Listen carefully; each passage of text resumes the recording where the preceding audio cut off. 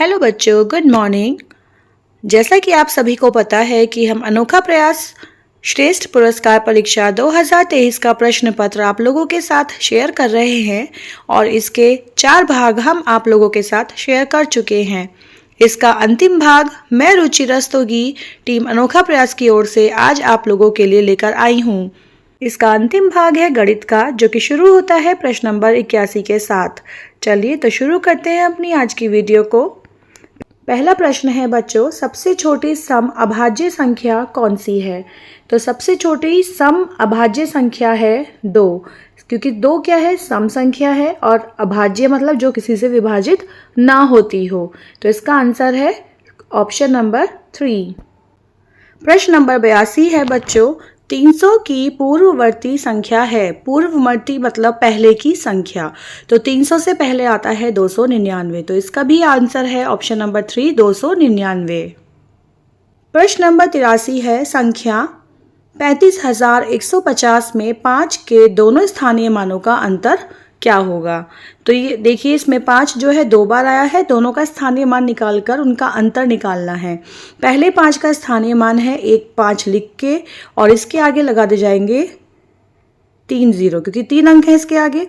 और उसके बाद दूसरा 5 जो है उसके आगे है 1 नंबर, तो 5 के आगे लग जाएगा 1 नंबर। इसको हम माइनस कर देंगे तो आंसर क्या आ जाएगा? 4950। तो 4950 है हमारा ऑप्शन नंबर 4। तो इसका आंसर है 4950, ऑप्शन नंबर 4। अगला प्रश्न है बच्चों, 1/b का योगात्मक प्रतिलोम है। तो इसका योगात्मक प्रतिलोम है बच्चों -1/b। अगला प्रश्न है बच्चों, 2 अंकों की सबसे बड़ी अभाज्य संख्या कौन सी है? तो पहले हम देखेंगे 2 अंकों की सबसे बड़ी संख्या क्या होती है? 99। क्योंकि ये भाज्य है 3 से कट जाएगी, हमें बोला गया है अभाज्य है। इसके बाद आएगी 98। 98 2 से कट जाएगी क्योंकि इसका अंतिम अंक 8 है, तो ये 2 से विभाजित हो जाएगी। इसके बाद आएगी 97। 97 का अगर हम देखें तो ये 2 से भी नहीं विभाजित होगी, ये 5 से भी नहीं होगी। इसके अंकों का अगर हम योग करते हैं 9 और 7 16, तो ये 16 जो है 3 से विभाजित नहीं हो रहा है, इसका मतलब ये 3 से भी नहीं होगी। तो इसका आंसर हो जाएगा हमारा 97। 97 2 अंकों की सबसे बड़ी अभाज्य संख्या है। तो इसका आंसर है ऑप्शन नंबर 4। अगला प्रश्न है बच्चों, यदि x + 5 = 2x - 11, तो x का मान बताइए। समीकरण दी है, हमें इसका में x का मान निकालना है।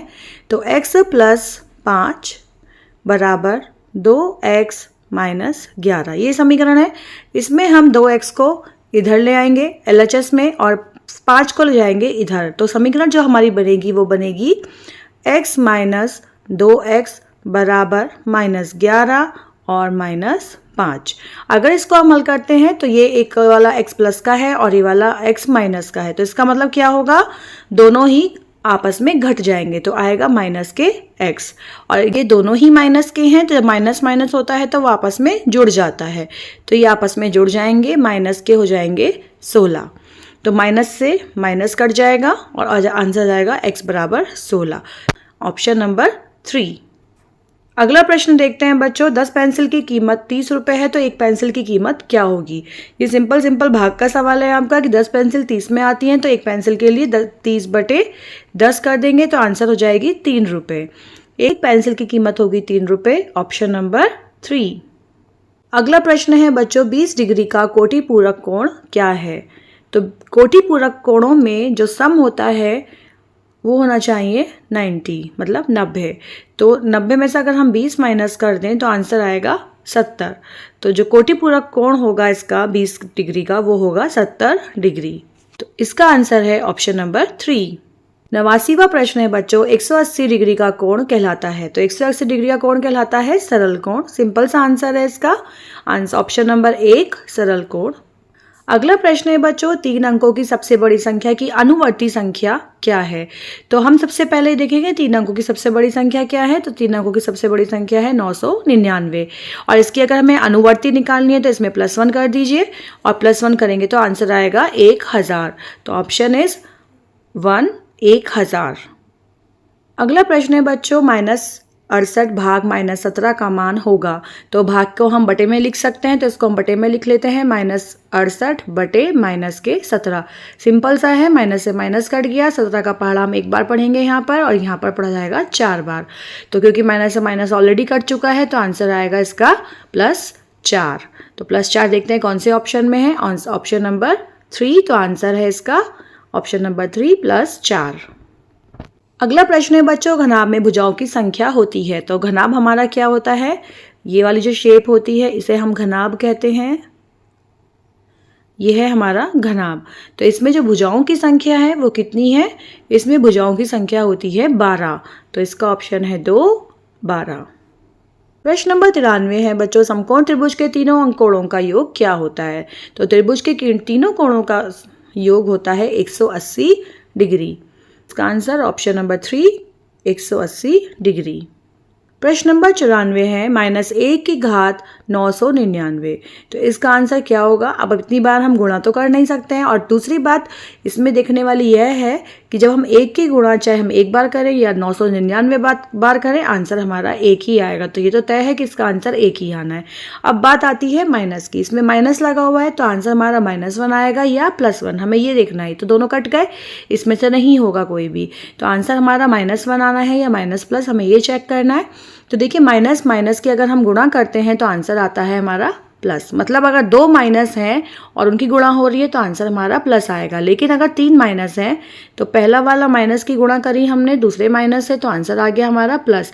लेकिन जब हम इसके प्लस से हम तीसरे माइनस की गुणा करते हैं तो आंसर हमारा फिर से माइनस आएगा। इसका मतलब अगर माइनस की संख्या सम में है तो आंसर आएगा प्लस, और माइनस की संख्या अगर विषम में है तो वो आंसर आएगा माइनस। तो यहाँ पे जो 999 है वो विषम संख्याओं में है, तो इसका आंसर आएगा -1। तो इसका आंसर है ऑप्शन नंबर 3, -1। अगला प्रश्न है बच्चों, अंक 4607 के प्रयोग से बनी 4 अंकों की सबसे छोटी संख्या लिखिए। अगर हम 0 का अंक सबसे पहले लिख देंगे तो जो हमारी संख्या बनेगी वो बनेगी हमारी 3 अंकों की। देखिए हमने सबसे छोटी संख्या लिख दी है, इसमें मैंने 0 को पहले लिखा है। तो जो हमारी संख्या पढ़ी जाएगी वो पढ़ी जाएगी 467। तो ये 3 अंकों की रह गई है। इसके लिए हम क्या करेंगे, 4 पहले लिखेंगे, उसके बाद 0, फिर 6 और फिर 7, 4067। तो 4 अंकों की जो संख्या बनी है इसमें वो बनी 4067, जो कि है ऑप्शन नंबर 1 में। तो इसका आंसर है ऑप्शन नंबर 1। अगला प्रश्न है बच्चों, सबसे छोटी प्राकृतिक संख्या है। तो सबसे छोटी प्राकृतिक संख्या है 1। तो इसका आंसर ऑप्शन नंबर 2। आयत का परिमाप है। तो आयत का जो परिमाप का सूत्र है वो है 2 गुणा लंबाई प्लस चौड़ाई। तो इसका आंसर है ऑप्शन नंबर 4, 2 गुणा लंबाई प्लस चौड़ाई। अगला प्रश्न है बच्चों, व्यंजक 2xy में कितने पद हैं। 2xy में केवल एक ही पद है, तो इसका आंसर है ऑप्शन नंबर 1, 1। अगला प्रश्न है बच्चों, 1/100 का मान क्या है। तो 1/100 इसका मतलब यहाँ भाग दी जा रही है। तो भाग का नियम यह है, अगर हम भाग करते हैं और तो दशमलव जो होती है वो लेफ्ट हैंड पे मतलब उल्टे हाथ पे बाईं तरफ जाती है, और अगर हम गुणा करते हैं तो दशमलव जाती है दाईं तरफ। तो यहाँ पे चूंकि हम 1/100 कर रहे हैं तो कितने जीरो हैं यहाँ पे, 2। तो 100 में 2 जीरो होने के कारण जो दशमलव है आंसर में बाईं तरफ खिसक जाएगी। तो यहाँ पे 1 है लेकिन एक ही अंक है, तो 2 अंक करने के लिए इसके पहले हम लगा देंगे 0 और यहाँ लग जाएगी हमारी दशमलव। तो इसका आंसर जो आएगा वो हमारा आएगा 0.01। तो 0.01 हमारा किसमें है, इसमें है। तो 0.01 इज द आंसर। तो इसका आंसर है 0.01, ऑप्शन नंबर 4।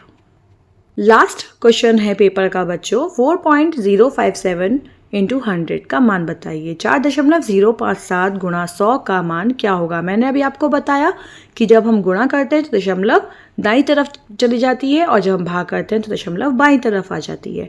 तो अभी हमने गुणा करनी है तो दशमलव कहाँ चली जाएगी, दाईं तरफ। कितने से गुणा करनी है, 100 से। 100 में कितने जीरो हैं, 2। तो सेम वही जो हमने ऊपर किया था, लेफ्ट में करा था पहले, बाईं तरफ खिसका दी थी, इस बार हम दशमलव को दाईं तरफ खिसका देंगे। तो दशमलव यहाँ लगी है 4 के बाद, और तो 4 के बाद है 0, 0 के बाद है 5, तो दशमलव आ जाएगी 5 के बाद, मतलब 405.7। तो 405.7 जो ऑप्शन है वो है ऑप्शन नंबर 4। तो इसका आंसर है ऑप्शन नंबर 4, 405.7। उम्मीद करती हूँ बच्चों आपको सारे भाग इसके पसंद आए होंगे और समझ में भी आ गए होंगे। अभी आपका एग्ज़ाम आने वाला है तो आप अपनी प्रिपरेशन भी कर रहे होंगे, तो ये पेपर आपके लिए उसके में हेल्पफुल होगा। अगर फिर भी आपके पास कोई क्वेरी है तो आप हमें कमेंट करके पूछ सकते हैं। सब सेकंड्स को आप हल करते रहिए और प्रिपरेशन करते रहिए। धन्यवाद।